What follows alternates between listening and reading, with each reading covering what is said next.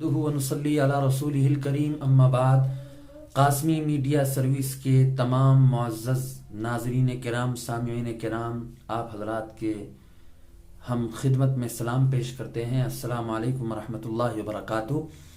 آج یہ دوسرا سیشن ہے سوال و جواب کا۔ ہم نے پہلے بھی اعلان کیا تھا کہ جو حضرات سوال و جواب، اپنے سوالات کے حل، اپنے مسائل کے حل چاہتے ہیں، وہ ہمارے ای میل آئی ڈی ہم نے اس میں ڈال دی تھی اس سے پہلے کی ویڈیو میں، اور ڈسکرپشن میں ہم نے بہت سارے نمبرات ڈال رکھے ہیں۔ آپ تمام حضرات ان نمبرات پر رابطہ کریں اور اپنے مسائل کو اور اپنے جو پیش آمدہ مسائل ہیں ان کا حل نکالیں اور ہم سے ان کا حل طلب کریں، ان کے جوابات طلب کریں۔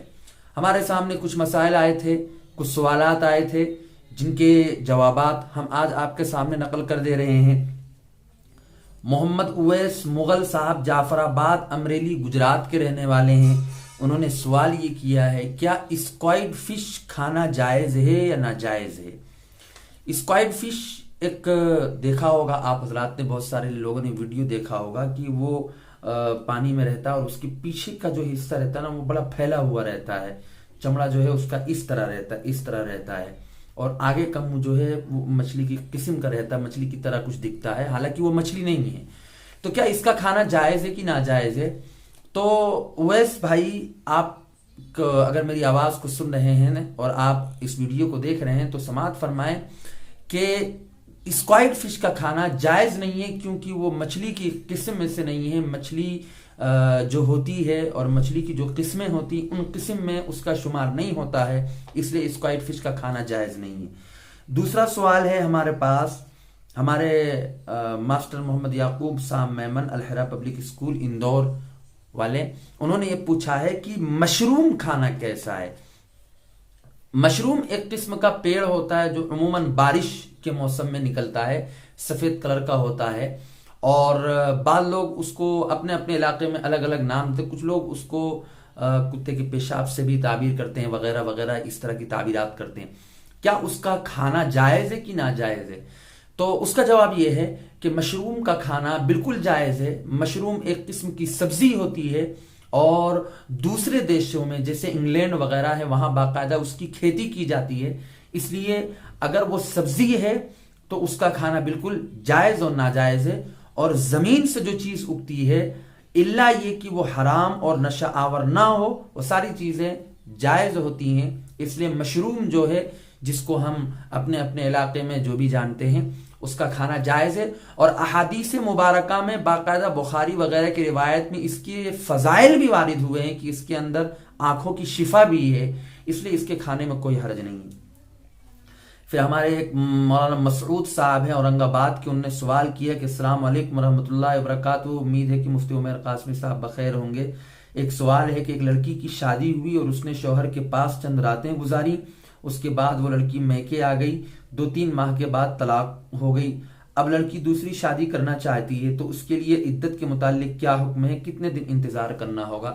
مسعود بھائی، بہت ہی آسان حل ہے اس کا، کہ اگر وہ دوسری شادی کرنا چاہتی ہیں تو ان کے لیے یہ ہے کہ وہ اپنی عدت گزارے۔ عدت طلاق 3 حیض ہے، 3 ماہواریاں، 3 ماہواری جو آتی ہیں وہ 3 ماہواری گزار لیں۔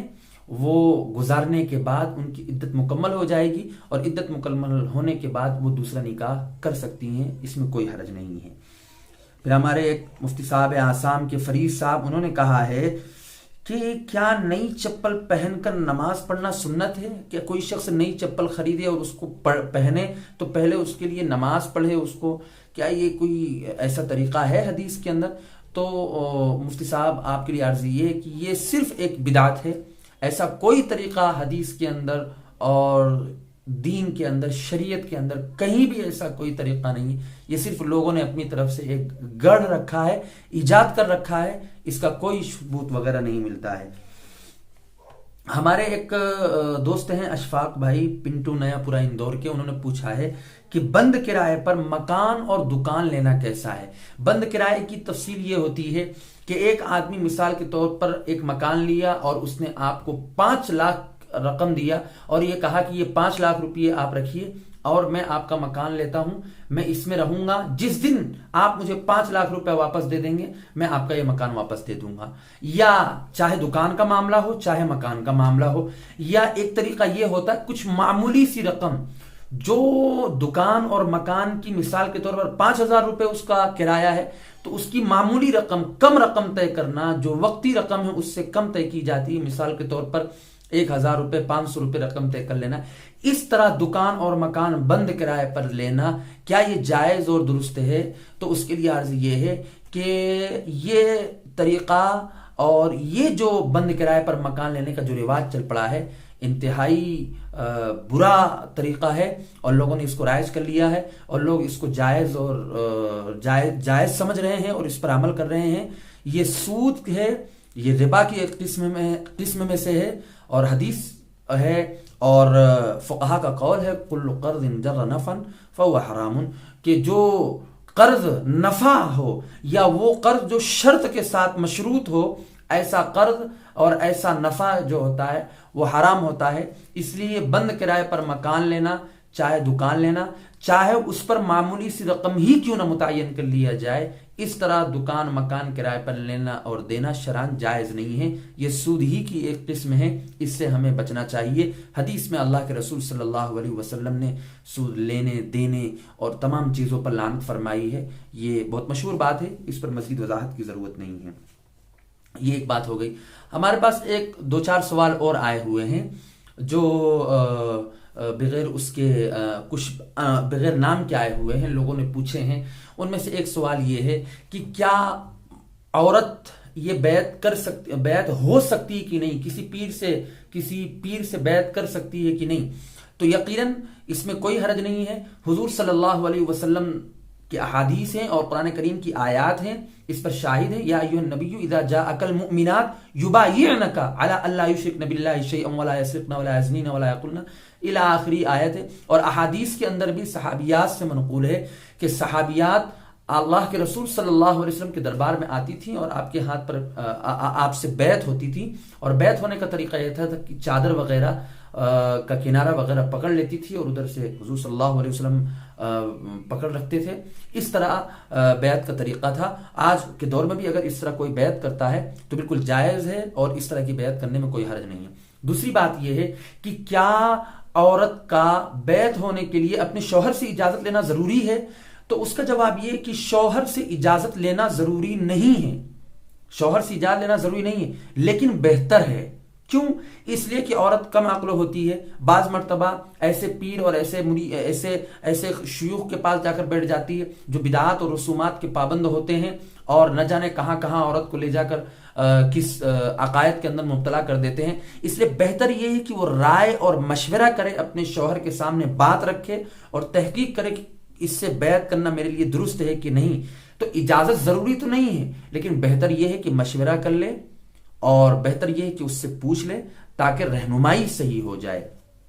ایک سوال یہ بھی آیا تھا کہ کیا نابالغ جو اولاد ہے وہ اگر کسی شیخ سے مرید ہونا چاہتی ہے تو کیا اس کے لیے ولی کی اجازت ضروری ہے؟ جی ہاں، اگر نابالغ ہے تو اس کے لیے ولی کی اجازت ضروری ہے. بغیر ولی کی اجازت کے وہ کوئی بھی کام نہیں کر سکتی ہے.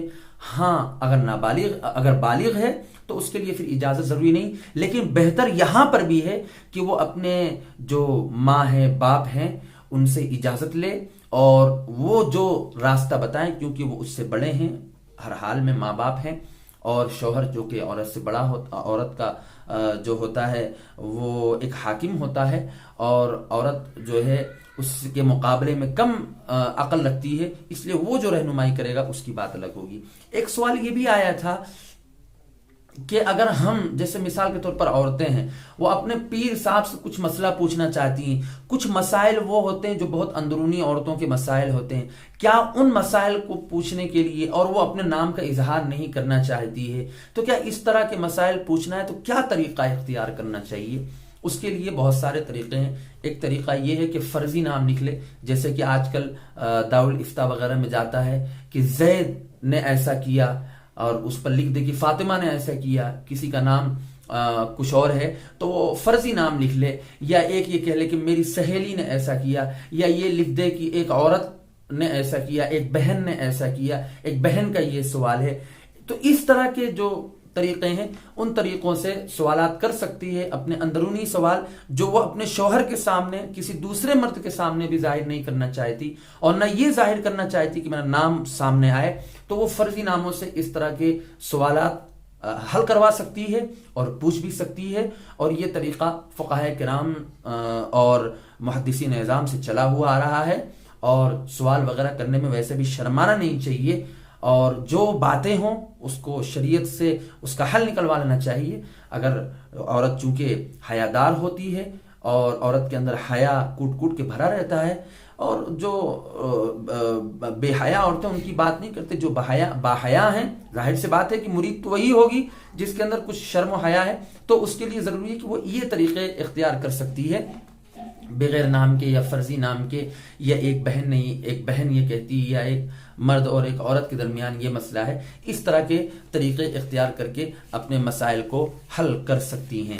یہ چند مسائل تھے جو ہمارے سامنے پیش ہوئے تھے. ایک مسئلہ اور آیا تھا کہ ایک شعر یہ پیش کیا گیا تھا کہ سب سے پہلے مشیت کے انوار سے نقش روئے محمد بنایا گیا، پھر اسی نقش سے مانگ کر روشنی بزم کونوں مکان کو سجایا گیا.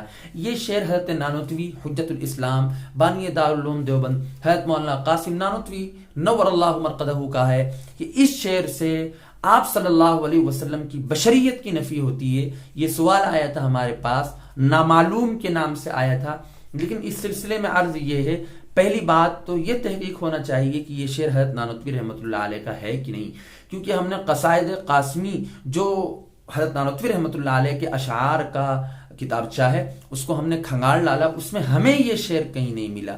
کچھ لوگوں نے اس شعر کی نسبت کسی دوسری کرم حیدری وغیرہ کی طرف کری ہے، وہاں تلاش کریں، لیکن اس بامرے میں متعین یہ بات ابھی تک نہیں معلوم چل سکی کہ یہ حضرت نانوتوی رحمۃ اللہ علیہ کا شعر ہے. اور دوسری بات یہ ہے کہ اس سے کوئی بشریت کا انکار نہیں ہوتا اور بشریت کے عقیدے کی تردید نہیں ہوتی ہے.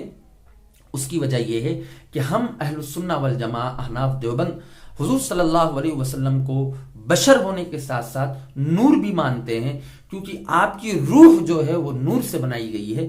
اور دیگر اس لیے بھی نور مانتے ہیں بشر ہونے کے ساتھ ساتھ کہ حضور صلی اللہ علیہ وسلم بشر تو ہے ہی، لیکن آپ جس نور ایمانی کو لے کر آئے، جس نور قرآن کو لے کر آئے، جس دین کو لے کر آئے، جس اسلام کو لے کر آئے، اس کی نورانیت اور اس نور کو پورے دنیا کے اندر اللہ رب العزت نے روشن کیا ہے. تو آپ صلی اللہ علیہ وسلم اس معنی کا نور ہیں کہ انہوں نے قرآن کا نور ہمیں دیا، ایمان کا نور ہمیں دیا، اسلام کا نور ہمیں دیا ہے.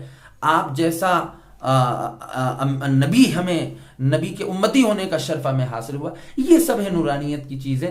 ہم اس حساب سے حضور صلی اللہ علیہ وسلم کو بشر بھی مانتے ہیں اور نور بھی مانتے ہیں.